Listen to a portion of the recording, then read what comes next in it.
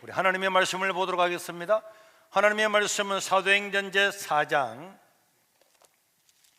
사도행전 4장 13절 사도행전 4장 13절부터 읽도록 하겠습니다. 그들이 베드로와 요한이 담대하게 말함을 보고 그들을 본래 학문 없는 범민으로 알았다가 이상히 여기며 또 전에 예수와 함께 있던 줄도 알고 또 병난 사람들이 그들과 함께 서 있는 것을 보고 비난할 말이 없는지라 명하여 궁에서 나가라고 하고 서로 언론하여 이르되 이 사람들을 어떻게 할까? 그들로 말미암아 유명한 표적 나타난 것이 예루살렘에 사는 모든 사람에게 알려졌으니 우리도 부인할 수 없는지라. 이것이 민간에 더 퍼지지 못하게 그들을 위협하여 이후에는 이 이름으로 아무에게도 말하지 말게 하자 하고 그들을 불러 경계하고 도무지 예수의 이름으로 말하지도 말고 가르치지도 말라 하니 베드로와 요한이 대답하여 이르되 하나님 앞에서 너희의 말을 듣는 것이 하나님의 말씀을 듣는 것보다 옳은가 판단하라.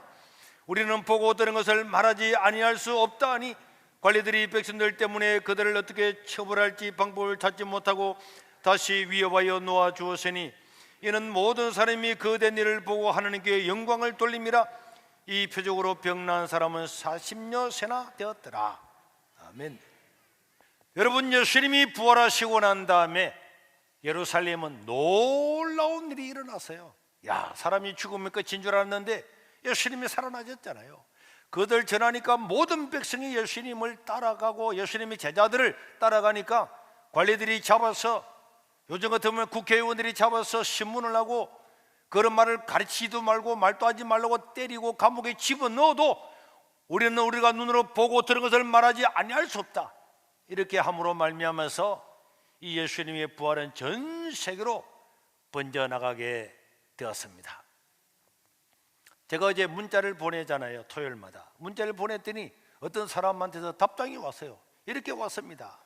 하나님 없지롱.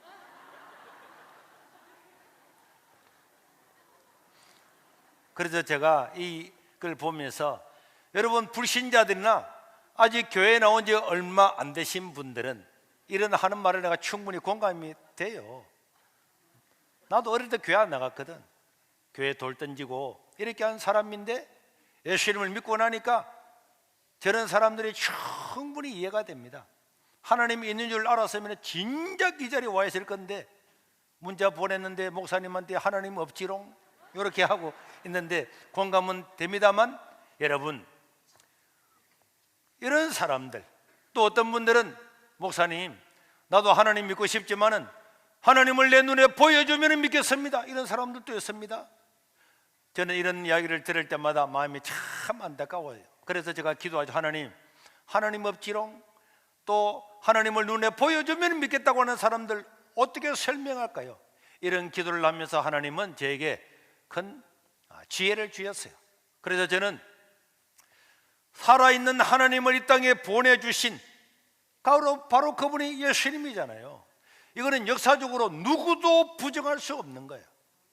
누구도 부정할 수 없고, 어떤 학자도 역사학자도 어떤 하버드 드바드 다바드 어디에 나온 사람들도 부정할 수 없는 역사적인 사실들을 통해서 우리가 믿는 이 예수 그리스도, 또 하나님의 이 사랑, 이것이 얼마나 큰가에 대해서 생각을 하고 알고 남들한테 증거를 하게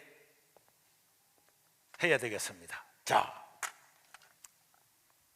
우리는 기독교는요, 누가 만들어낸 종교나 저 불교나 유교나 다른 종교들처럼 어떤 관념이나 생각이나 막 돌을 닦고 벽면을 가지고 벽을 바라보면서 막 수년 동안 돌을 닦고 그 다음에 앉아서 10년을 하고 이렇게 해서 구원을 받는 것이 아닙니다. 기독교는 역사적인 사실이고 실제임을 믿으시기를 바랍니다. 또 우리 정윤기 집사님은 크게 이야기해요. 제가 못 가니까. 몇 년생이죠?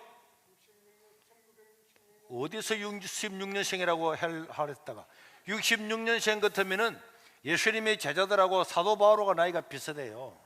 여러분들이 이제 1966년이잖아요. 이 1966년 그리고 지금은 2021년이란 말이에요. 이 연도라고 하는 것은 역사적인 사실이잖아요. 그런데 여러분, 이 1966년에 태어났다고 하는 것은 어느 시점에 1년부터 시작해서 1966년 되는 해에 태어났다, 이런 뜻이란 말이에요.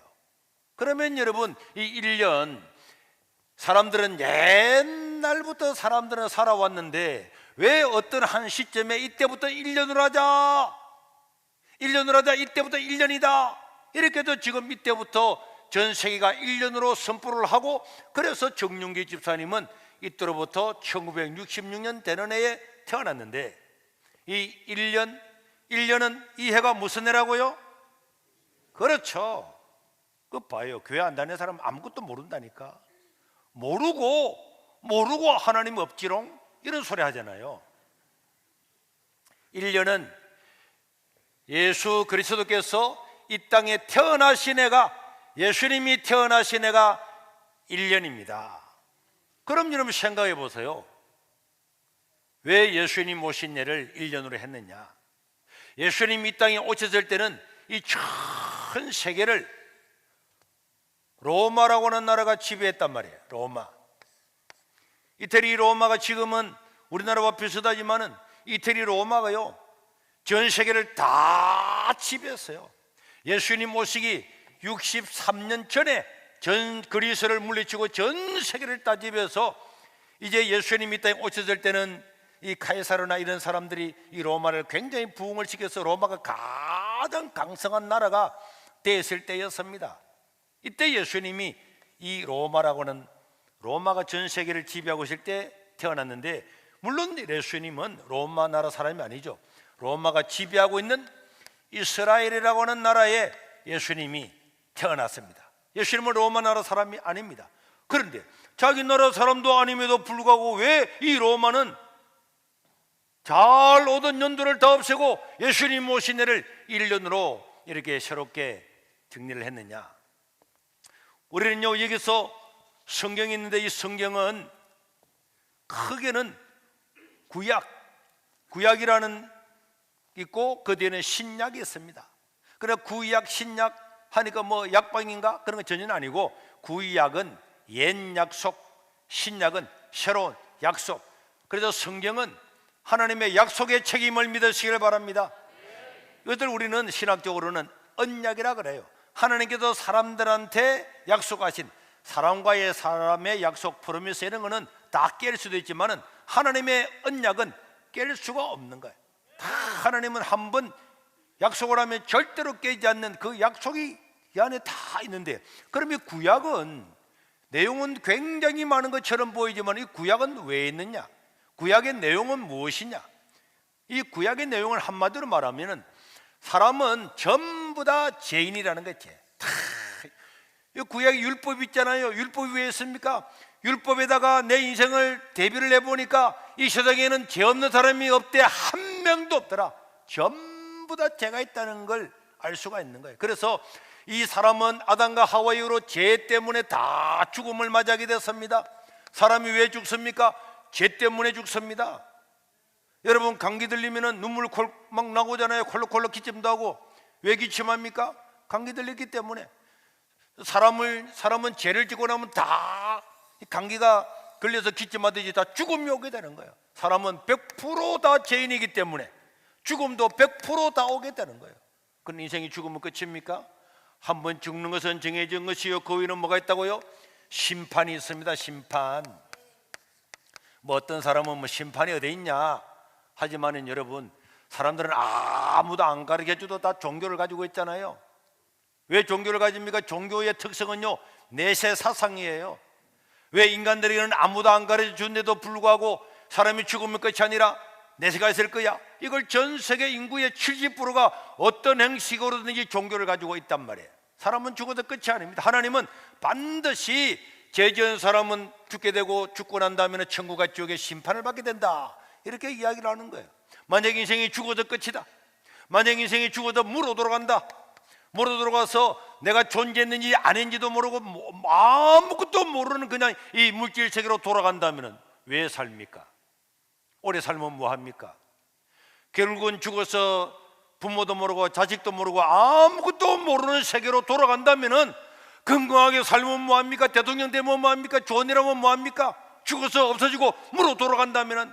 그러나 성경은 절대로 그렇게 가르치지 않습니다. 하나님은 사람을 만들고 난 다음에 그 구에 생기를 불어넣으시고, 또 사람은 우리의 심령에 영혼을 창조하셨기 때문에 이 영혼을 가진 인간은요, 저 아프리카 밀림에 혼자 떨어져 놔도 세월이 지나고 나면 거기서 조상신을 섬기고 제사를 지내고. 그리고 여러분, 고대 모든 나라에 가보세요. 모든 고대의 문명의 발상지, 저 황하나 견지스나 저 아수르나 나일강이나 다 가보세요. 그들은 교류가 없는 그런 나라에서임에도 불구하고 전부 다 신전을 가지고 있잖아요. 신전. 왜 인간은 아무도 가르쳐 주지 않는데도 자발적으로 신을 섬깁니까?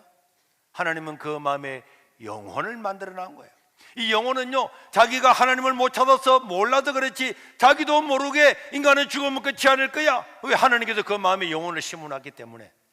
하나님을 못 찾았기 때문에 우상을 절하고 바위에 절하고 산을 찾아가고는 하지만은 사람은 하나님을 찾기 전에는 이 불안에서 벗어날 수가 없고 허무에서 벗어날 수가 없습니다.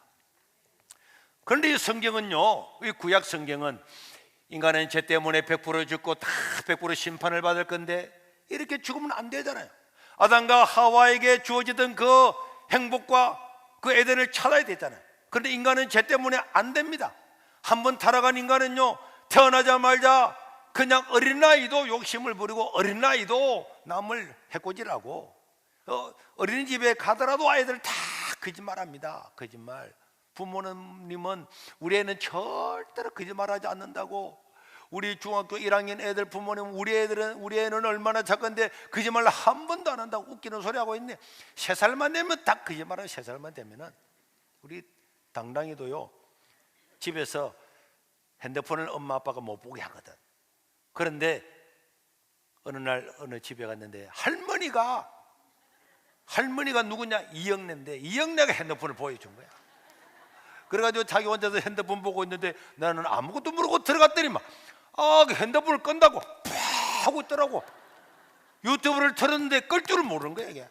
그래 애가 어떨 줄 막 모르고 있더라고. 그래서 왜 그러냐니까 아니고요 하면서 막 그거 봐요. 저렇게 4살 된 애도 거짓말 한다니까. 속이고. 이게 인생이에요. 그래서 여러분, 이런 인생은 전부 다 심판을 받을 수밖에 없는데 그러나 이렇게 죽으면 안 되잖아요. 그래서 우리 하나님께서는 인간에게 구원자를 약속하셨습니다. 구원자. 우리 힘으로는 구원을 받을 수가 없기 때문에 하나님은 이 구원자가, 죄 없는 이 구원자가 우리 죄를 다 짊어지시고 우리 죄를 대신하시고 죽으시고 난 다음에 부활하실 건데, 이 사실을 받아들이고 믿는 자는 구원을 주겠다. 이 구원자라고 하는 이 구원자가 그 나라 말로 그 당시의 세계 공용어로 예수입니다. 예수라고 하는 것은 구원자라는 뜻이란 말이에요. 그래서 이 구약 성경에는요, 이 사실들이 잘 안 믿어지잖아요. 에이 뭘 그래.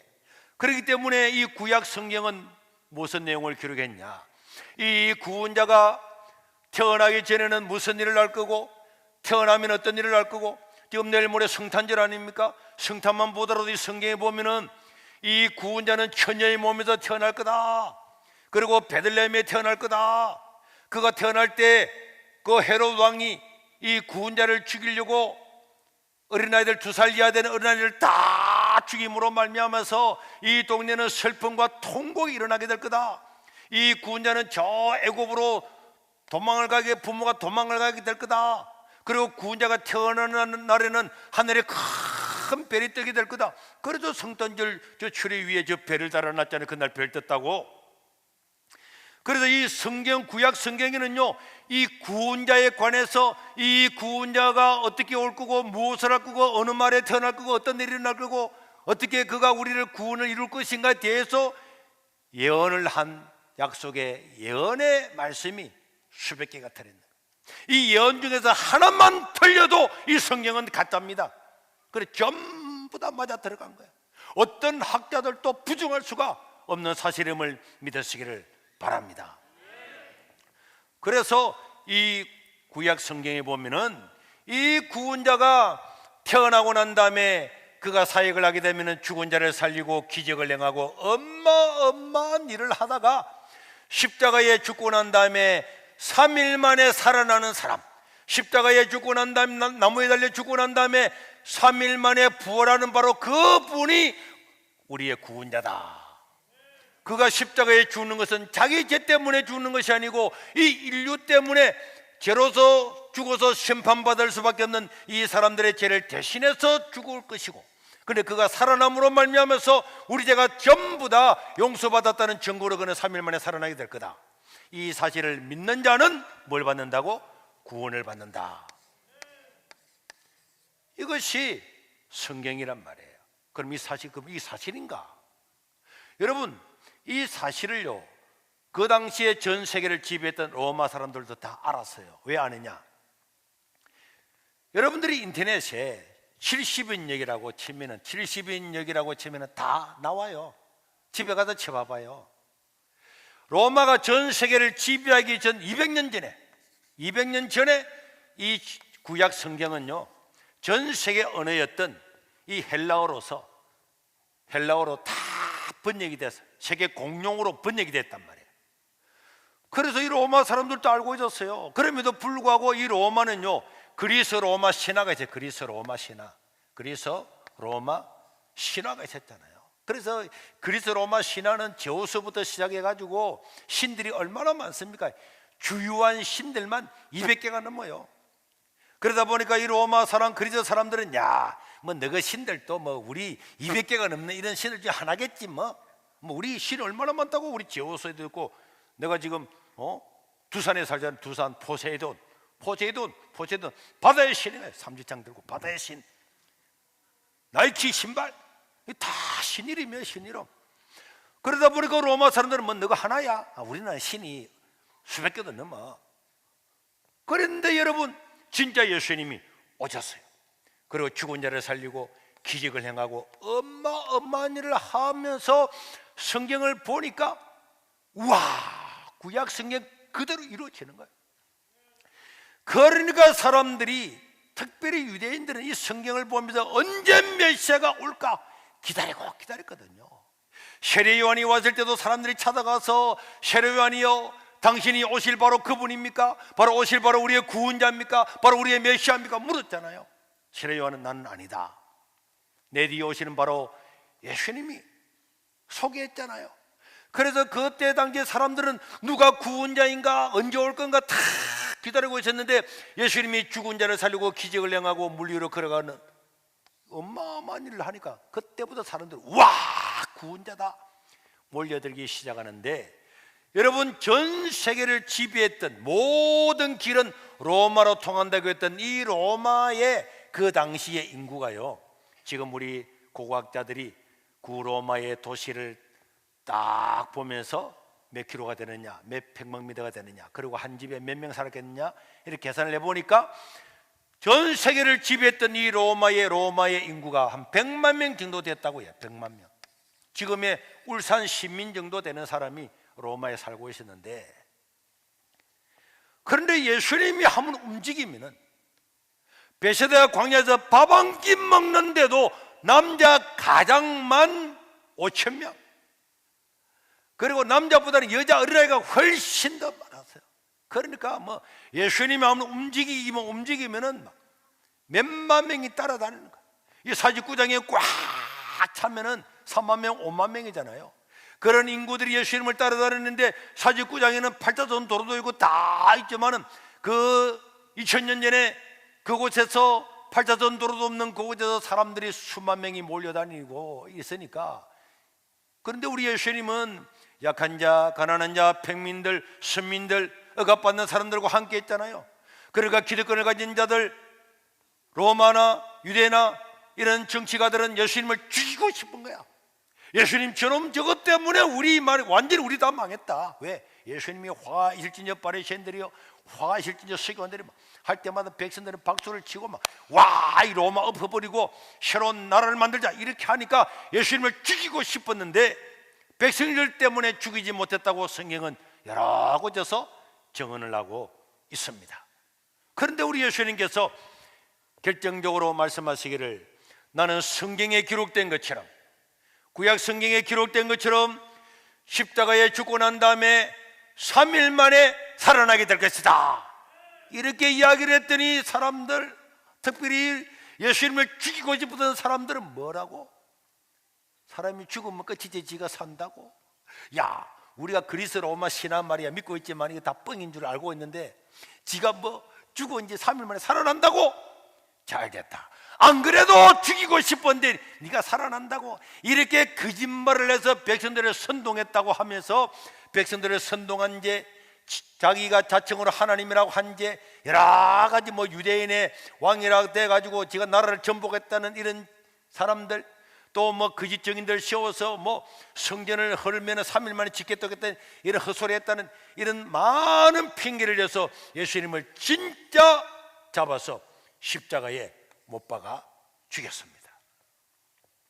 예수님이 십자가에 못 박혀 돌아가셨을 때에 전 예루살렘의 시민이, 제가 볼 때는요 99% 다 나왔어요.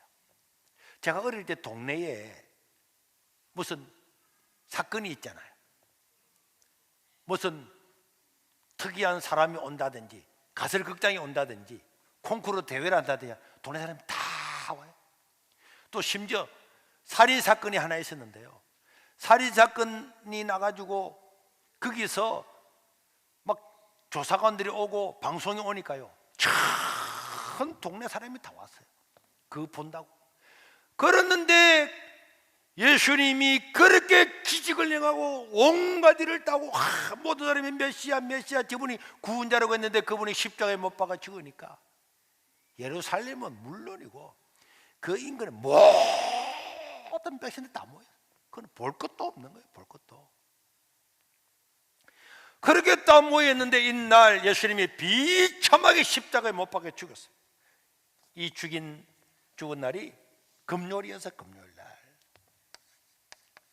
그리고 예수님이 3일 만에 살아난다 그러죠. 금, 토, 일요일. 살아나는 거는 뻥인데 만에 하나 예수님의 제자들이 뭐 실제로 훔쳐가서 살아났다고 거짓말하면은 복잡하니까 로마와 유대인들은요 병사들을 보내서 예수님의 무덤을 지새끼 한 마리, 바퀴벌레 새끼 한 마리 못 들어가도록 매치킨 거예요. 그래서 금요일이 지나고 토요일이 지나고 일요일 날 아침에 예수님이 부활하셨어요. 부활하셨습니다. 근데 사람들은 말해, 나 그런 거 안 믿지롱. 나도 안 믿어요. 나도 만약에 예수님이 3일 만에 부활을 했는데 그런데 사라지고 없다, 그럼 나 안 믿습니다. 그런 거 내가 믿을 사람이 아니지. 그런데 예수님이 3일 만에 살아나셔가지고 어디 뿅 사라진 것이 아니고 40일 동안, 한 달 10일 동안을 40일 동안을 자기들이 못 박아 죽이려 했던 사람들 다 있는 그 사람들과 만나서 이야기하고 대화하고 먹고 마시면서 하나님 나라를 증거하니까 안 믿을 수가 없는 거예요. 심지어 예수님 제자들도요, 예수님이 십자가에 못 박혀 돌아가셨을 때 전부 다 도망갔죠.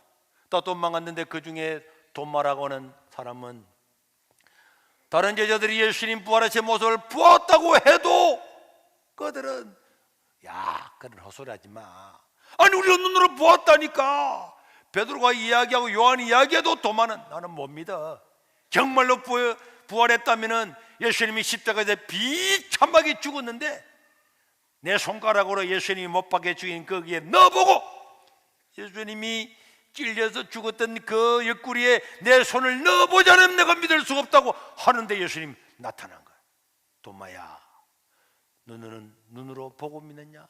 보지 않고 믿는 자가 복이 있단다. 네 손가락 가져오느라. 그래서 손가락을 여본 거야. 옆구리. 그때부터 도마는 손가락 볼 때마다 이놈의 손가락, 이놈의 입이 뭐라.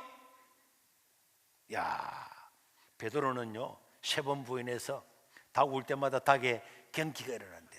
도마는 밥 먹다고 아이씨 손가락 말이야 이랬다니까. 그래서 안 믿을 수가 없잖아요. 그래서 40일 동안 이야기를 듣고 설교를 듣고 먹고 함께하면서 다 하고 난 다음에 그때야 와, 구약에 기록된 하나님의 말씀, 저 예언의 약속, 저 말씀이 그대로 이루어지구나. 그래서 이 말씀을 전파하게 되어서 결국에는 이 말씀이 오늘 본문처럼 초기에는 절대로 말하지 마라, 잡아놓고 잡아 죽이고 감옥에 집어넣어도 우리가 눈으로 보고 귀로 들은 것을 말하지 않을 수가 없다, 이렇게 하면서 외치다 보니까 결국은 예수님을 십자가에 죽도록 로마 황제부터 백성들까지, 이 로마는요 100% 예수를 다 믿어요. 100% 예수를 다 믿고 이 로마가 기독교 국가가 된 줄로 믿으시길 바랍니다. 기독교 국가가 됐잖아요. 국가가 되어서 1000년 동안, 100년도 아니고 1000년 동안 기독교 국가로 남아있었어요. 그 지금의 저 유럽과 중동과 북아프리카, 그 당시에 그게 전 세계였거든요. 자기들이 아는 세계였어요. 다 예수를 믿었습니다. 그리고 여러분, 이 그리스 로마라고 하는 신화, 여러분 신화는 100년, 200년 만에 신화가 형성되지를 않아요. 이 신화라고 하는 것은 수천 년에 걸쳐서 만들어지는 거예요. 그 신화는 없앨 수가 없는 거예요. 그런데요, 로마는 지금까지 믿어왔던 그리스 로마 신화 싹 다 없애버렸습니다. 이거요 대단하잖아요. 우리나라의 고려는 불교 나라였어요. 신돈이라는 사람이 있잖아요. 불교를 다 숭상을 했어요. 그런데 이성계가 정권을 잡고 난 다음부터는 불교는 억압하고 유교를 부활했잖아요. 유교를. 그래서 절은 막 없애고 다 탄압을 했는데도 여러분 불교 없어졌습니까? 안 없어졌잖아요. 민중들에게 내려오는 이런 기본적인 신앙의 뿌리가 없어지지 않습니다. 그런데요, 예수님의 부활을 목격했던 이 로마는 수천 년 내려왔던 그리스 로마 신화를 싹 다 없애버렸어요. 오직 우리의 구원자는 예수 그리스도다. 한 분만 믿게 된 거예요. 여러분, 로마가 이 예수님은 자기 나라 사람도 아니잖아요. 자기들이 미친놈이라고 십자가에 못 박아 죽였잖아요. 근데 우리 예수님께서 금, 토, 일요일 할 때는 3일째 살아나는 광경을 보고는 이 로마는 자기 나라 사람도 아니고 자기들이 십자가에 못 박아 죽이도록 명령해서 죽였던 이 예수님만이 우리의 유일한 구원자다. 그래서 로마 신화 다 없애버렸어요. 그래서 로마는 기독교 국가가 되고 난 다음에 1000년 동안 이어오면서 하나님을 믿고 예수를 믿고 되다 보니까 로마는 어마어마한 결단하게 됐는데, 이 로마는요 예수님 오시기 63년 전에 전 세계를 통일했지만은 실제로 예수님 오시기 753년 전에 로물루스 형제가 로마의 7 언덕에서 나라를 세워가지고 이때부터 1년, 2년, 3년 해가지고 연도가 연도가 있었다니까. 연도가 있었는데 예수님의 부활을 목격하고 이 전도를 받고 기도 국가가 되고 난 다음부터 이 로마는요 우리나라의 연도가 전 세계 연도기 때문에 너무나 좋고 자랑스럽지만은 어떤 자랑스러운 것보다도 인간에게 영원한 생명을 주는 구원자가 온 날보다도 더 중요한 게 어디 있냐. 그래서 로마는 자기 나라 연도를 없애버리고 예수님 오신 날을 새로 1년으로 정한 겁니다. 그럼 옛날은 어떻게 해요? 옛날은 어떻게 할래? 옛날은 예수님 오시기 전 해서 마이너스 1년, 2년, 3년 거꾸로 간다. 그래서 로마는요 753년이 돼버리는 거야. 예수님 오시기 전 750, 원래는 이게 1년인데. 그리고 우리 정윤기 집사님은 예수님 오신 날부터 1966년에 태어났다, 이렇게 됐단 말이에요. 여러분들도 전부 다 생년월일 일이 있습니까? 태어난 해가 있냐고. 어떤 사람 나 내가 태어나는 애 모르는데, 이런 또 바보들 같은 사람이 어쩌다가 있는데, 사람은 다 자기 태어난 연도가 있고 연도로부터 주민등록번호도 다 생성되고, 학교 갈 때도 나는 1966년입니다. 나는 1960년입니다. 나는 1955년입니다. 나는 1945년은 해방둥이야. 이런 사람도 있잖아요. 여러분, 모든 연도는 예수님 오신 해로부터 AD, 예수님 오신 해, 주님이 오신 해 첫 글자 AD로부터 지금은 2021년이 된 거고, 여러분들은 예수님 오신 해로부터 지금 몇 년도라고 하는 연도를 다 가지고 있습니다. 지금요, 이렇게 나 하나님 잘 몰랐습니다, 하나님 없지롱 이래 샀다가 나중에 하나님 앞에 서가지고 아이고 하나님 있는 줄 나는 몰랐습니다, 알았으면 믿을 건데 나는 몰랐습니다 해봐야 하나님이 물을 거예요. 몇 년생이냐? 나는 1966년생입니다. 1966년이라고 하고 하는 것은 내가 인간에게 구원자를 보내준 날로부터, 주님이 오신 날로부터 1966년이라고 학교 갈 때도 적고, 주민등록 만들 때도 적고, 가전제품 살 때도 적고, 핸드폰 살 때도 적고, 재난기금 받을 때도 적고, 취업할 때도 적고 다 적어놓고, 특별히 그때 말이야 세계로 교회 갔더니 세계로 교회가 손님보 못하라고 하는 사람이 다 가르쳐주는데 어디서 네가 시험 가려고 하느냐, 이렇게 하면은 변명을 할 수가 없습니다. 왜? 사실이니까. 기독교를요, 관념이나 생각이나 이념이나 사상 전혀 아닙니다. 기독교는 역사적인 사실이잖아요. 역사적인 사실입니다. 그러니까 자기가 연도가 있는 사람들은 집에 와서 다 보세요. 로마가요, 뭐가 아쉬워서, 그래서 거꾸로 한번 생각해 보라니까. 예수님의 이 부활이 어마어마한 충격을 준 거야. 사람은 죽으면 끝난다고 생각했는데 3일 만에 완전히 죽은데 살아났잖아요. 여러분, 중동은요, 지금도 그래. 지금도 오늘 죽으면 24시간 안에 장사를 합니다. 우리처럼 3일장 5일장 안 한다니까요. 왜? 다 썩어버립니다. 그날 하루 만에 장사를 다 해요. 그런데 3일 동안 무덤에 있었다고 하는 것은 죽고 3일 완전히 썩은 거야. 그런데 이게 살아났잖아요. 이 광경을 보고서야, 어마어마한 사건을 보고서야 인간은 죽어서 끝이 아니다, 그냥 마음으로 어렴풋이 알았던 것을 눈으로 보고 확신했죠. 그래서 제자들은 눈으로 보고 들은 것을 말하지 않을 수 없다 그랬잖아요. 사상을 듣고 공부해가지고 누구 이야기 듣고 하니까 눈으로 보고 귀로 들은 것을 말하지 않을 수가 없다. 그러고 난 다음에 로마는 연도까지 다 바꿨는데, 지금요 우리나라 연도를 지금 만에 하나 딱 잘라서 오늘부터 2021년 오늘부터 1년 한다 하면 첫째 누가 따라가겠어요? 웃기는 소리 하고 있네. 대통령이 와가지고 여러분 코로나가 온 이 시점이 너무 중요하니까 우리나라를 이때부터 1년으로 합시다 그러면은 그럼 따라가겠어요? 그럼 바보가 어디였어요?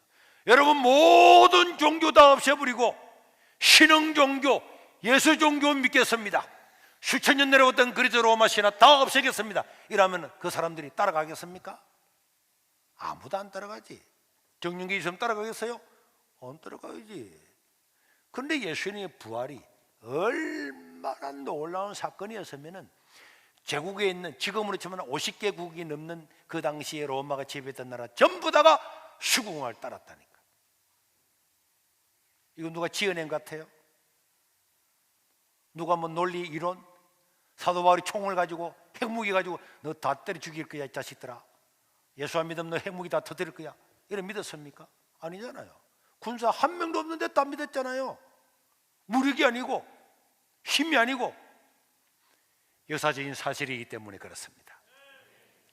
그리고 오늘은요, 이렇게 주일날 전 세계가 이 날은 공휴일이에요. 공휴일. 이 날은 공휴일이란 말이에요. 자, 조양주, 오늘은 왜 공휴일이고 왜 쉬게 됐을까요? 크게 해봐요. 왜 쉬게 됐을까요? 왜 쉬게 되었냐고 크게 이야기해 봐봐요. 난 말 안 할래. 그래, 하기 싫으면 하지 마. 오늘은 내가 그냥 그렇게 해줄게. 목사님 부끄러워서 말을. 뭐가 부끄러워? 예수 믿고 이 놀라운 사실인데. 오늘 이렇게 쉬는 날은 예수님이 십자가에 죽고 난 다음에 하루, 이틀, 3일 만에 살아난 날인 줄로 믿으시길 바랍니다. 그래서요, 이 사람들은 이 날을 기념일로 지켰어요. 왜?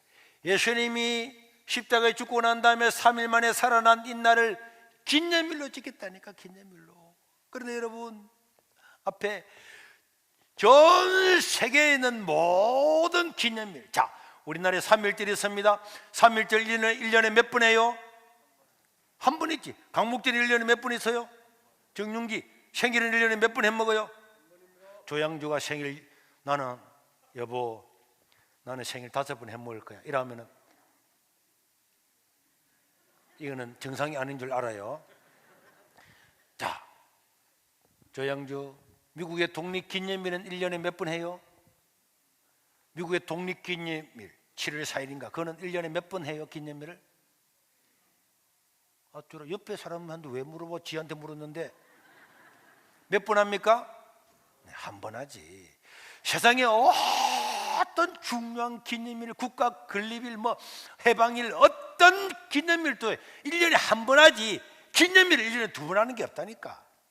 한번 있으면 가져와봐. 전 세계에 역사 이래로. 그런데요, 예수님이 십자가에 죽고 살아나는 이 날은, 이 일요일에 살아나는 이 날은 너무너무 놀라운 날이라서 이 날은요, 일요일마다 모여서 이 날을 기념일로 지키고 예배를 드렸어요. 1년에 몇 번을? 52번 전부 다를 다 기념일을 지킨 거야. 그래서 황제도 이날 가서 예배드리고, 아니 인간이 죽음 끝이 아니고 천국에 가는 이런 놀라운 일을 주셨는데, 예배드리고 기념일로 지켰는데 이때는 공휴일이 아니었거든요. 그래서 학생들은 학교 가야 돼. 공무원들은요 관공서에 가야 되는 거야. 장사하는 사람은 문 열어야 돼. 그러다 보니까 모든 사람이 전부 다 이날을 다 기념일로 못 지키니까 로마라고 하는 이날은 특단의 대책을 세운 거죠. 인류 역사상 처음으로 예수님이 부활하신 이날을, 이 기념일은 공휴일로 지정한다. 학교도 안 문 닫는다. 관공서도 문 닫는다. 식당도 문 닫으라. 이날은 전부 다 우리에게 구원을 주신 이날, 하나님께 예배하는 날로 삼아라. 예배하기 위해서 이날을 기념일로, 공휴일로 정하는데, 하루만 공휴일로 정한 것이 아니고 1년에 52번이 있는 일요일날 전부 다를 공휴일로 지정해서, 우리나라도 1948년도에 이승만 대통령이 전국회 의장을 하면서 이날을 공휴일로 선포해서 지금까지 이날을 공휴일로 지키는 줄로 믿습니다. 이날은요, 우리를 구원하신 하나님을, 예수님을 보내신 하나님께 감사하고, 우리를 위해서 대신 십자가를 지고 우리를 구원해 주신 예수님을 찬양하고 예배하라고 이날을 공휴일로 만들었단 말이에요. 그럼 우리 달리기도 빨간 글자로 해놨지, 빨간 글자로. 예수님이 피 흘려 죽으시고 살아나신 이날을 기념하라고. 그래서 이날을 공휴일로 삼은 겁니다. 그런데요, 불신자들은 오늘 왜 노는지도 몰라. 오늘 왜 놀지? 강복절 노는 건 이해되잖아요. 3.1절 노는 건 이해되잖아요. 오늘은 왜 노는지도 모르고 놀라. 그것도 일주일에 52번이나. 앞으로 하나님 나라 가서 나 하나님 몰랐습니다 물으면 하나님 이렇게 말할 것 같아. 너 일요일에 놀았나 안 놀았냐? 많이 놀았죠. 그날에 무슨 노래인데? 모르겠는데요. 몰라. 그때 손해본 목사가 이야기 해주고, 너 매일 일요일마다 너 놀았잖아. 학교 다닐 때도 직장 다닐 때도. 이날은 예수님이 3일 만에 부활하신 날이라서 이날 하나님께 예배드리라고 이날을 공휴일로 만든 거야. 그런데 기념일까지 만들어. 기념일까지 하루도 아니고 52일을 기념일로 만들었는데 나 모릅니다 말이 통할 것 같아요. 그래, 사람이요 똑똑한 것 같아도 안 똑똑해요. 불신자들이 안 똑똑하잖아요. 지 태어난 연도가 전부 다 예수님보다 때가 다 역사적인 사실인데도 모르고, 매 주일마다 노는데도 모르고. 그래서 이날은 주님이 부활하신 날을, 그래서 이제는 우리는 일요일을 일요일이라고 부르지 않고 주님이 오신 해처럼 주님이 부활하신 날, 주님의 날, 주일 이렇게 부르는 거예요. 주일. 교회를 오래 다닌 집사도 일요일 하는 거는 이 놀라운 가치를 몰라서 그래요. 강복절이 월요일이든 화요일이든 우리는 그날은 강복절이라 부르잖아요. 우리 주님이 부활하신 일요일날 부활했지만은 이날은 부활절이고 이날은 주님의 날, 주님이 부활하신 그런 날이란 말이에요. 하나만 더 물어보고 마치려고 그래요. 왕조씨 대답해요. 생일이 며칠이에요? 1970년 72년 그래 연도고 생일 4월 5일. 자, 저 우리 양주씨가 생일이 4월 5일이래요 1970년 4월 5일. 자, 저분이요 보통 분이 아니에요. 저분 엄마 뱃속에 있을 때 태어나는 날이 며칠인가가 너무 궁금해가지고 그래서 병원에서 태어났을 때에 내가 태어나는 순간에 오늘이 며칠인지 알아야지 이래가지고 태어나가지고 간호사가 안고 가는데 지가 눈으로 보니까 달력을 보니까 와 오늘 4월 5일이구나 이래서 자기 생일이 4월 5일인 줄 알은 거죠. 양주씨 맞죠?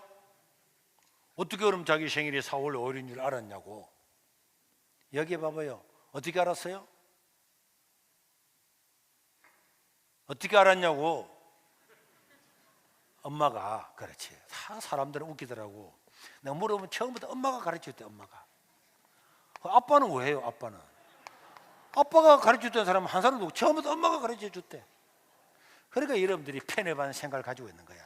엄마는 좋은 사람, 아빠는 안 좋은 사람. 생일도 가르쳐준 사람은 엄마가 가르쳐주고. 사실이요. 그래서 이날 4월 5일 날 태어났다는 걸 알고 엄마 정말이야? 그래서 동사무소나 병원에 가서 확인을 했어요. 확인해 봤습니까? 정말 이 4월 5일인지 옆집 아주머니, 옆집 아저씨, 병원, 산부인과 가가지고 동사무소 가서 사실 진짜 4월 5일인가 알아봤어요? 안 알아봤지? 안 알아보고 엄마가 이야기해 준 거 믿고 지금 지가 줄이 말하는 거야. 나는 1970년 4월 5일 생입니다. 네, 맞겠지. 나도 믿어 주겠습니다. 왜? 엄마가 거짓말할 이유가 없잖아요. 뭐 양주 이쁘게 태어났는데 거짓말할 필요가 없지. 믿지. 1970년 4월 5일. 엄마가 한 이 말도 증명도 안 해보고 알아보지도 않고 굳게 믿고 있잖아요. 아까는 대답도 안 하더니 지 생일을 물으니까 금방 대답하네.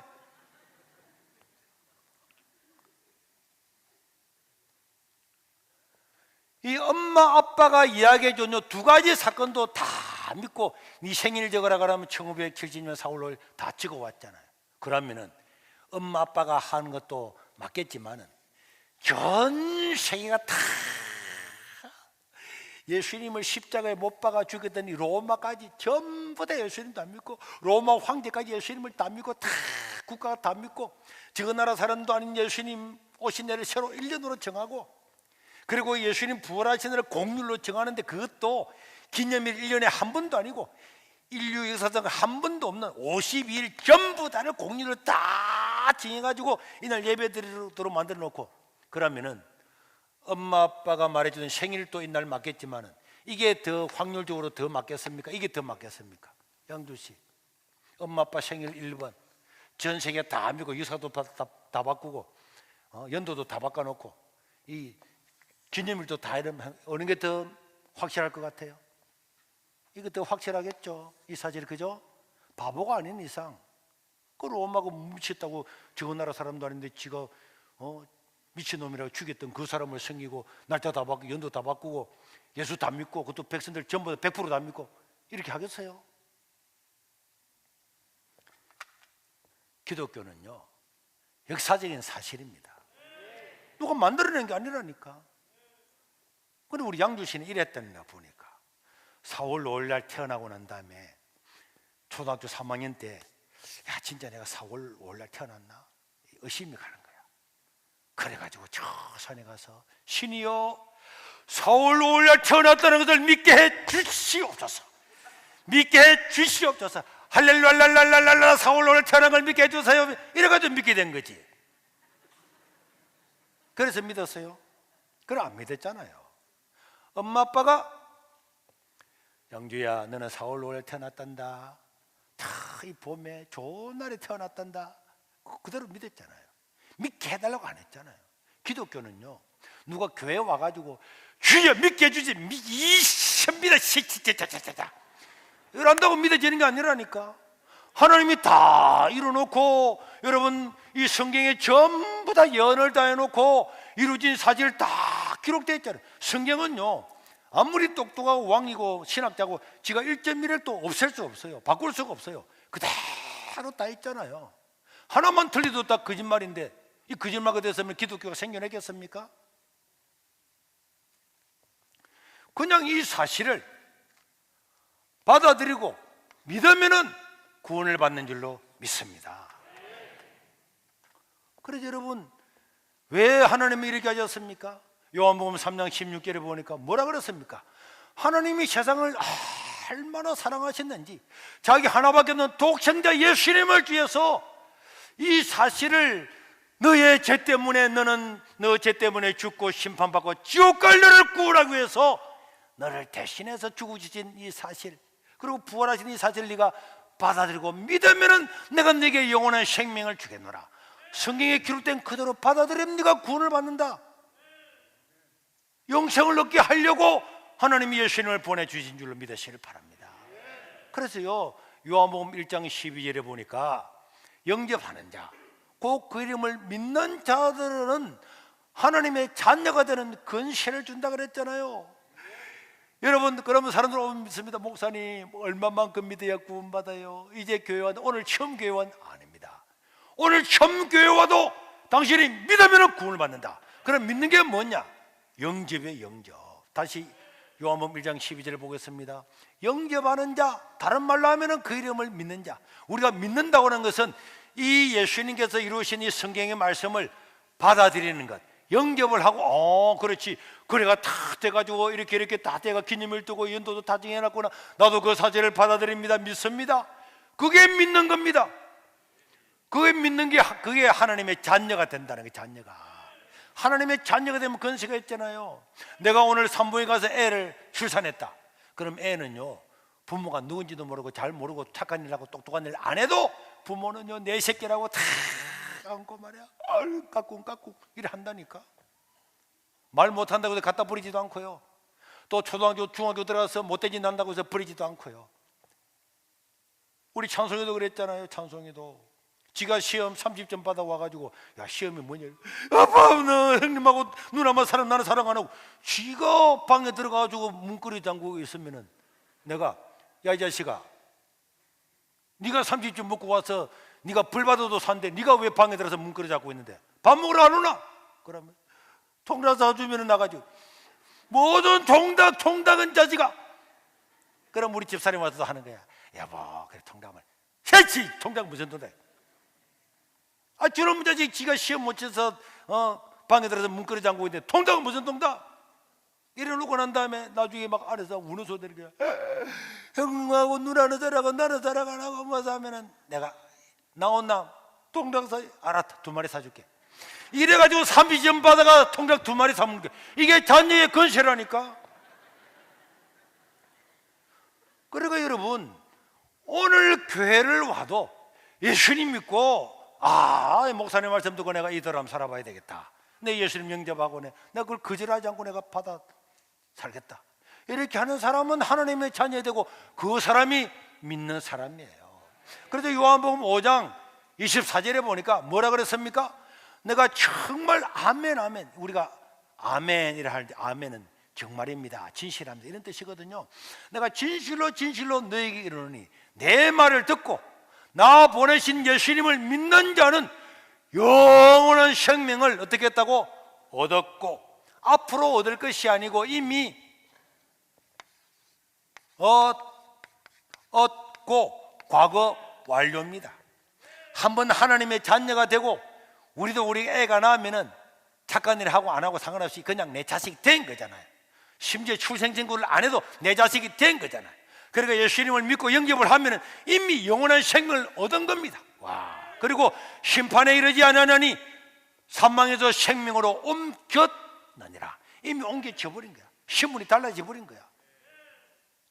얼마 전에 미국에서 어떤 분이 왔는데 이야기를 하더라고. 미국 가서 너무너무 고생해가지고 미국 영주권을 얻으려고 그렇게 노력했는데 영주권을 못 얻었대요. 영주권 얻으려고 한국에 오지도 못하고 그렇게 하다가 어느 날 드디어 시험도 치고 해가지고 영주권을 얻어가지고 그 시청사에 가서 탁 그 미국 국가도 부르고 해가지고 선보시를 갔는데 막 눈물을 흘렸다는 거야. 눈물을. 그리고는 영주권을 받았다는 거예요. 여러분, 그 종이 한 자리 영주권을 받은 것하고 안 받은 거하고 자기 인생에 무슨 차이 납니까? 그런데 신분은요 어마어마하게 차이 난 줄로 믿으시길 바랍니다. 이 미국의 신민권이 없는 사람은 저 남미에서부터 중앙아메리카를 거쳐서 멕시코를 거쳐서 미국에 가가지고 미국 좀 살려줘서 그래도 미국에 트럼프한테 딱 장벽 쳐놓은, 너 들어오지 마, 우리 국민 아니잖아, 이러잖아요. 그런데 한국에서 태어났던, 아프리카에서 태어났던 미국의 영주권, 미국의 신민권만 있으면 북한에 잡혀갔다. 그러면요 우리 국민을 잡아갔다고 이래가지고요 카트 대통령 이런 사람들이 북한에 가가지고 아쉬운 소리 하면서 그 한 사람, 보잘것없는 사람을 데리고 오잖아요. 맞아요, 안 맞아요? 사실 아닙니까? 예수님 믿고 하나님의 자녀가 된 것은요 그들을 보면 어제나 오늘 똑같아. 세례받은 것도 똑같아.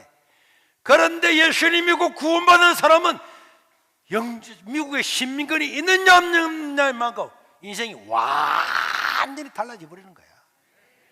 그러니까 미국에 가봐봐요. 비행기 타고 가면요 미국의 신민권자는, 신민권자 들어가는 사람, 내국인 바로 들어가서 탕탕 찍고 다 들어가는데 미국에 신민권 없는 우리들은 그저 줄 서가지고 1시간 동안 기다리잖아요. 왜 왔습니까? 목적이 뭡니까? 며칠 있을 겁니까? 어느 호텔에 있을 겁니까? 언제 갈 겁니까? 돈은 얼마나 가지고 이런 물을 샀잖아요. 그래요, 안 그래요? 아, 이건 오직 대한민국을 지킨다고 미국도 안 갔다 오셨구만. 그러니까 하나님을 믿고 하나님의 자녀가 된 것은 근세가 있는 거야. 심판에서 생명으로 영원한 생명을 이미 얻은 거야. 우리는 뭐 죽고 난 다음에 천국 가느냐, 천만의 말씀. 생명을 가지고 있었기 때문에 오늘 죽어도 천국에 가는 줄로 믿습니다. 오늘 생명이 없는 사람은요 죽으면 바로 그는 지옥이야. 그래서 오늘 우리 사람들도 외웠잖아요. 계시록 3장 20절 볼지어다 내가 문 밖에 서서 너의 마음의 문을 두드린다. 누구든지 이런 음성을 듣고 내가 마음의 문을 열고 영접을 하면은 내가 그에게 더불어 먹고 그는 나로 더불어 먹고 풍성한 생명과 은혜와 이 복을 받게 되는 줄로 믿으시기를 바랍니다. 오늘 마침 어린아이가 코로나 걸리는 것 때문에 세례식이 다음 주 연기됐는데 여러분 중에서 받을까 말까 하는 사람이 있다면 오늘 1시부터 세례 문답 할 거예요. 반드시 오셔서 이것이 얼마나 놀랍고, 지금은 신민권 하나 받는가 아닌가 이게 별것 아닌 것처럼 보이지만은 유사시에는요 저 베트남이고 어디고 나라 망할 때 보셨죠? 신민권자는 헬기 태워서 탁 하고 나머지 사람은 기다리다가 그 공산 치하에 들어갈, 이게 신분 한 장이 여러분들의 영원한 인생을 결정하는 거예요. 천국이냐 지옥이냐 가려지는 거기 때문에 이 사실을 알고 또 이 사실을 들은 사람들도 다시 한번 숙지를 해서 사람들한테 전함으로 말미암아서 복음 전하는 하나님의 자녀가 되시기를 바랍니다. 자, 오늘은 여러분 간식을 나눠줄 거고 그래서 제가 간단하게 몇 분만 더 코로나가 교회에 생겼을 때 어떻게 할 거냐에 대한, 교회 확진자가 생겼을 때 대응하는 매뉴얼에 대해서 설명할 거니까 여러분들이 깊이 숙지를 하고, 또 제가 이렇게 하는 이유는 우리 교회를 위해서뿐만 아니라 한국교회 전부 다를 위해서 이것을 하는 거예요. 여러분 지금 하루에 7,000명이 넘는 사람이 코로나가 확진이 되고 있습니다. 어디에서 걸릴지도 모르고 누가 걸릴지도 모르고 아무도 모르는 상태가 있는 겁니다.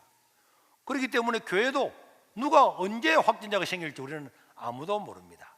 그러나 우리가 코로나 확진자가 생겼을 때 어떻게 대응을 해야 되는가, 잘 대응을 해야 우리가 종교의 자유를 얻고 부당한 비난을 받는 데 대해서 벗어날 수가 있고 복음 전하는데 지장이 없을 것입니다. 그래서 첫째로는 우리 세계로 교회와 마찬가지로 우리 교회는 코로나 전담반을 운영을 하고 있습니다. 제가 단장이고 김복연, 정대준, 김성국, 그래서 이 사람들이 전담반입니다. 그래서 우리들 가운데서 만약에 이상이 있어서 내가 코로나 검사를 받으러 간다 하면 받으러 갈 때에 다른 목사님들한테 전달해도 다 전달해 오거든요. 반드시 코로나 검사를 받으러 갑니다 하는 것을 보내주면은 우리가 대응하는 요령을 가르쳐 드립니다. 연락을 반드시 하고 가시면은 여러분들이 좋다 이 말이에요. 또 만약에 코로나를 검사를 받았는데 양성이 되면은 바로 우리 교육자들한테 또 전담반한테 연락을 해서 내가 코로나가 양성이 됐다는 것을 받았습니다 하면은 이분들이 어떻게 해야 될 것인가에 대해서 자세하게 가르쳐 주기 때문에 마음의 불안함이나 이런 것이 전혀 없습니다. 이렇게 하는 이유가 뭐냐? 검사를 받으러 가는 동안에 또 하루 동안에 기다리는 동안에 밀집 접촉자들이 있기 때문에 그런 게 대해서 우리가 어떻게 해야 될 것인가에 대해서 이미 우리가 교회적으로 사전에 순제적으로 여러분들이 대응을 할 수 있는 것들을, 행동들을 다 가르쳐 주고 있습니다. 그래서 만약에 코로나를 받았는데 음성이면 나는 음성입니다를 알려줘야 되고, 양성이면 나는 양성입니다 이렇게 이야기를 해주시면 제가 문자를 보냅니다. 축하드립니다. 코로나 시대에 코로나 걸린 것을 영광으로 생각하십시오. 그러나 일부러 막 그저 영광이라고 코 대밀고 막 이렇게 하면 안 되겠지. 그러면은 양성을 받았다 그러면은 어떻게 대응을 할 것인가에 대해서 자세하게 가르쳐 주면서 더 이상 보건소나 역학조사관들이 수많은 사람들이 걸리기 때문에 여러분들한테 빠르게 손서지 못할 때 이미 교회는 선제적으로 다 대응하기 위해서 메뉴를 가르쳐 드리게 됩니다. 그래서 양성 확정받은 사람은 가장 먼저 전담반한테 알리는 것이 가장 중요하다. 그리고 양성이 되었으면은 우리가 전담반에 연락하면 다 가르쳐 줍니다. 내가 만약에 금요일 날 양성 확정을 받았다 그러면은 역학조사관은 이렇게 합니다. 금요일 날 내가 받았으면은 전후 3일, 전 3일, 그러니까 금요일 날 양성을 받았으면은 목, 수, 화요일 날 동선을 물어보는 거예요. 그 3일 전에 거는 아무것도 아니고요. 그러니까 화, 수, 목요일 날 누구를 만나고 어디 갔고 이렇게 물어보고, 이제 금요일 확진되었으니까. 만약에 월요일 날 확진됐다 그러면은 일, 토, 금요일 날 어디 갔는가를 이렇게 물어보거든요. 이런 날짜에 이제 우리가 어떻게 이야기를 하고 어떻게 대응을 하고 누구를 접촉했는지를 그 조사관들이 말하고 하기 전에 우리가 이미 여러분들이 쉽게 다 알아들을 수 있도록 다 이야기를 설명해 주기 때문에 뭐 떨리고 뭐 불안하고 뭐 또 교회 미안함 이렇게 할 말이 전혀 없다는 것을 알려드리고, 또 여러분 우리도 지난번에 어떤 비상기도를 했는데 서울에 있는 어떤 분이 와서 참석을 했어요. 나중에 보니 그분이 확진자였어요. 그래서 그분이 저 유아실 앞에 자기 혼자 앉아 있었는데 몸이 안 좋으니까 혼자 앉아 있었는데 자기가 확진됐다고 연락 와서 우리 교회를 조사하러 왔길래 우리 그때 참석한 명단을 다 주세요 그러길래 그 왜 명단을 줍니까? 법적으로 명단을 받게 됐습니까? 그러니까 아니래. 그럼 왜 달라고 합니까? 받고 싶으면은 법원에 압수수색 영장을 가져오라 했더니 그냥 갔어요. 그러니까 여러분 어느 교회든지 코로나가 양성자가 있다고 해서 교회 명단을 다 달라 이런 거는 응할 필요가 절대로 없습니다. 그리고 그런 사람들은 그런 근한도 없다는 것을 기억을 해야 되고, 정말로 필요하면은 그러면은 압수수색 영장을 가져와서 해라 이래야 되고, 그리고 교회는 양성 확진자가 있으면은 만약에 앞에 사람이 양성을 받았다 그럼 그 주변에 있는 몇몇 사람들을 보건소 확진자들이 와서 그 앉았으니까 그 사람만 조사받았어요. 그 사람만 조사받는 거예요. 그런데 이 사람들이 막 귀찮으니까 사람 너무 많이 생기니까 다 주세요, 다 받아라 이렇게 하는 거예요. 그런 거는 절대로 이 직권남용이거든요. 넘어가서는 안 됩니다. 그런데 특별히 내가 양성을 받았더니 조사관이 묻는 거예요. 당신 교회 갔다 왔냐? 이렇게 묻는 거는 전부 다 법률 위반입니다. 알겠습니까? 여러분 우리는 인종이나 종교나 피부 색깔이나 국가나 민족을 통해서 어떤 누구도 차별받지 않을 권한이 있는데 대뜸 당신 교회 갔다 왔냐? 이렇게 묻는 것은요 절대로 안 되는 거예요. 내가 지난번에 했던 사람 이야기를 들었어요. 교회 갔다 왔냐 이렇게 물었대. 그래서 우리 대형판에서 전화를 했습니다. 당신이 그렇게 이야기했냐? 왜 교회 갔다 왔냐? 이런 물었냐? 그러더라. 아, 미안합니다. 죄송합니다. 앞으로 절대로 안 했습니다. 당신 한 번만 더 그렇게 하면 고발 요청하겠다. 그랬더니 알겠습니다. 그때부터요 이 강수구 지역 전부 다 교회 갔다 왔냐 한 번도 안 묻습니다. 이 사실이거든요. 물으면 안 돼요 그런 걸. 그 왜 묻습니까? 만약에 그런 것들을 반복한다면은 이런 인권위에 제소를 하고 공 묻는 것 때문에는요 국가에 그런 거를 제소를 하고 경찰에 고소를 하든지 고발하든지 해서 책임을 응당 지도록 해야 됩니다. 어떤 학생이 확진이 되었는데요 그 교회에 있는 학생들 전부 다 코로나 검사 받아라 이런 것들은 전부 다 위법입니다. 그런 사람이 있다 그래서 또 전화를 걸었어요. 대형반에서. 아니 학생 한 명이 확진됐으면 그 주변에 있는 사람 보건소에서 역학수사관들이 다 했는데 학교에서 무슨 권한으로 그 교회 학생들 다 검사 받아라 그러느냐? 아, 아니라고. 다 개인적으로 했니? 그래, 하는 일이 없다고. 당신 그러면 이거 법률 위반인지 알고 있잖아요. 아, 그렇다고. 다 미안합니다. 죄송합니다. 다고 했어요. 여러분, 학교는 감염병 관련 통계를 가질 법적 권한이 없는 바, 학생의 이동 동선을 요구할 수 없고 또 이 학생은 이에 대하여 대답할 의무가 법적으로 없습니다. 동일하게 회사도 마찬가지예요. 회사를 갔는데 어느 교회에서 확진자 나오대서 교회 다니는 사람은 전부 다 검사 받으러 와라. 이거는 동일하게 이렇게 할 권한이 없습니다. 그러면 그 노동청에다가 고발하고 인권위에 고발하고 그 사장이나 부장이나 누구든지 명령 내린 사람을 경찰에 고발을 해야 됩니다. 그렇게 하면 그 사람은요 다시는 그런 소리를 하지를 않습니다. 제가 재판 때문에 김용민이가 고발해서 경찰 조사 받으러 가고 누가 고발 받으러 가잖아요. 우리나라 법은 사실이든 아니든 누군가가 고발을 하면은 고발 당한 사람은 지가 사실이 아니라도 경찰서 가서 아니라고 이야기를 해야 돼. 모든 사람은 경찰 조사를 무조건 받아야 되는 거예요. 그래서 자기가 아니면은 그 사람을 무고죄로 하고. 그런데 김용민이가요 계속 교회를 고발하다가 우리가 다시 역고발해 가지고 1,000만 원 벌금을 물었어요. 1,000만 원 벌금을 물었는데 그래도 나는 경찰서 가서 조사받았잖아요. 그러면은 학교 선생님이나 역학조사관이나 회사의 부장이나 회장이 불특정 단수에게 교회 갔던 사람 다 받아라 이런 사람들은요 고발하면 무조건 하고 경찰서 가서 조사받고 검찰 조사 받아야 돼요. 그러면 교장 선생님이 가서 경찰 조사 받으면 좋겠습니까? 공무원이 가서 경찰 조사 받으면 우리가 당연히 법적인 권한을 우리가 행사를 하면은 다시는 이런 일이 없다는 것을 기억해야 되고, 교인 중에서 양성 확진자가 생겼을 때는 예배를 드렸다고 해서 양성이 아닙니다. 만약에 내가 월요일 날 확진을 받았다 그러면 금, 토, 일요일 날이 동선에 들어가는 날이에요. 내가 오늘 예배에 왔잖아요.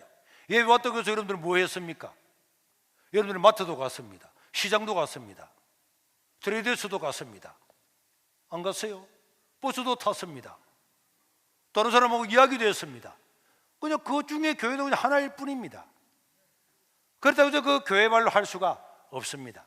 지금 우리가 하루에 7,000명의 확진자가 나오는데 어디서 생긴지를 모르는 사람이 절반 이상이에요. 어디서 모르는 거야.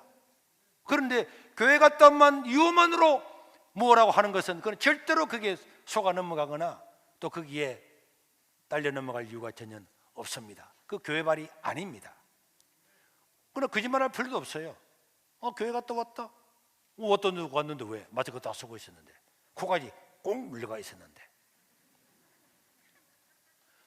그리고 교회 밖에 오늘 시장에 용원의 시장에 갔다든지 또 마트에 갔다든지 편의점에 갔다든지 식당에 갔다든지 다 그 중에 하나입니다. 여러분들 교회 밖에서 일어나는 것은 전부 다 사적인 모임입니다. 예수 믿는 사람도 여러분 예배 시간 말고는 다 사적인 모임이에요. 사적인 모임이라니까. 교인 중에 일부가 여행을 갔다든지 카페 갔다든지 음식점에 와서 떡분에 걸린 거야. 그럼 그건 다 사적인 모임입니다. 그 사적인 모임이 예배를 드려. 그런데 이번에도 우리가 보건소에서 확진자가 세계로계라고 잡은 거야. 그 어제 우리 정대정 목사님하고 김보견, 김종 목사님 항의를 다 해서 나도 불러서 이야기했고, 이 사람이 어디서 걸린지 모르는데 예배 드렸다고 교회 발했냐? 부산지에 보고를 해놓은 거야. 빨리 수정해라. 안 하면 고발하겠다 그랬더니 당장 수정했어요. 진짜라니까. 제가 설교에 뭐 거짓말 하겠어요? 여러분들이 아무것도 모르고 교회만 갔다 오면은 교회발 이래가지고 얼마나 교회가 그동안 피해를 많이 당했습니까? 이런 데서 벗어나기 위해서 자기가 어디 갔다 왔던 걸 다 뭐 하루만 해도 어디로 살아있는 다리가 있는데 어디로 다 돌아다니고 했는데 교회 잠시 왔다 갔다 교회발 말도 안 되는 소리 하고 있네. 만약에 여러분들이 교회에 안 왔는데도 코로나가 확진됐다. 그래도 여러분들은 교회에 알려줘야 됩니다. 그래야 우리가 그 사람은 교회는 안 왔지만은, 교회와 상관없지만은 우리 교인인데 확진자가 되었으면 그 사람은 우리가 코로나 전담팀에서 적극적으로 대응을 해서 다른 사람과 접촉하지 못하고 더 잘 알려주어서 코로나를 대체해서 번지지 않도록 하기 때문에 여러분들이 코로나가 확진이 되면 반드시 교회에 알려주시기를 바랍니다. 그리고 코로나 걸리다고 해서 목사님 미안합니다. 뭐 미안해? 내가 지금까지 감기 들렸다고 목사님 감기 들어서 이런 거 못 들어봤는데 코로나나 감기는 뭐 다르다고 미안할 게 뭐가 있는데? 미안할 건 없습니다. 그러나 우리가 코로나는 잘 확산을 하는 것을 차단하는 것은 우리가 중요한 일이니까 코로나 걸린 사람이 있으면 격려하고 다 그렇게 기도도 해주고 하지만은 미안해할 필요는 사실 전혀 없는 거예요. 그거는 누구 책임도 아닙니다. 제가 이렇게 여러분 예배 시간에 더 시간을 내서 하는 이유는 이런 사실을 우리 한국 교회가요 잘 몰라요. 그래서 아래 전에도 어느 교회 전화 온 거예요. 목사님, 우리 교회에 주일날 낮 예배 드리는데 누가 확진됐다고 하니까 보건소에 넣어가지고요 우리 교회 1,500명이 전부 다 명단을 다 가지고 가서 코로나가 다 받았다는 거야. 이게 다 법률 위반이거든요. 이게 하나 걸리는데 왜 다 받습니까? 사회는 그걸 안 하잖아요. 그리고 그래가지고 다 음성이 나왔는데 수요일날 어떤 사람이 확진자가 2층에 앉았다. 수요일날 2층에 앉아서 300명 또 다 받았다는 거예요. 어떻게 해야 되겠습니까? 그래서 제가 이 코로나에 대해서 내가 이 영상을 찍어야 되겠다. 이거 교회가 이제 막 많이 앞으로 더 많아질 것 아닙니까? 교인들도 당연히 걸리겠죠. 20%가 우리나라 인구의 20%가 교인이니까 다 걸릴 사람 많이 있을 거잖아요. 그 사람이 교회 다닌다고 교회가 다 피해를 보거나 언론이나 사회로부터 비난받아서는 안 되기 때문에 제가 이 영상을 찍어서 보냈고, 또 이 사실을 다시 한번 설명을 하는 것은 우리 교회뿐만 아니라 우리 한국 교회가 이런 걸 잘 알아서 잘 대응을 해서 교회마다 코로나 전담반을 세워서 체계적으로 잘함으로 이 코로나 시대에 위축받지 않고 계속적으로 예배를 드릴 수 있게 하기 위해서 제가 이 말씀을 부연으로 드리는 바입니다.